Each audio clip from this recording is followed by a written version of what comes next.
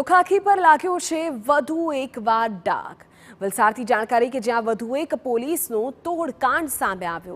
બે અલગ અલગ કેસમાં વાપીના 3 પોલીસકર્મીને સસ્પેન્ડ કરી દેવાયા છે। મારામારીના કેસમાં બેદરકારી બદલ પીએસઆઈ વીએ વસાવા સસ્પેન્ડ થયા છે। દારૂના કેસમાં તોડ કરનાર એએસઆઈ અને રાઇટર સસ્પેન્ડ થયા છે।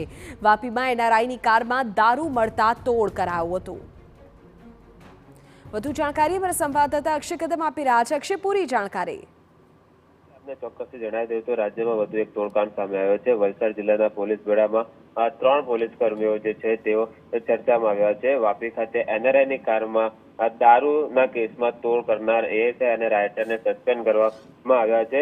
બે અલગ અલગ કેસમાં વાપીના 3 પોલીસ કર્મીઓ તે સસ્પેન્ડ થયા છે અને મારામારીના કેસમાં પીએસઆઈ વીએ વસાવાએ બેદરકારી દાખવવા બદલ તેમને સસ્પેન્ડ કરવામાં આવ્યા છે। તો બીજી તરફ વાપીના ચલા ખાતે એનઆરઆઈની કારમાં દારૂનો જથ્થો મળી આવ્યો હતો, જે કેસ ન કરવા માટે મસ્ત મોટી રકમ મંગાવી હતી। જે બાદ સમગ્ર મામલો જે છે તે જિલ્લા પોલીસ વડાને ધ્યાને આવતા જિલ્લા પોલીસ વડાએ તપાસ કર્યા બાદ એએસઆઈ મયુરી બોરસે તથા રાઇટર કમરસિંહને તાત્કાલિક અસરથી સસ્પેન્ડ કર્યા છે।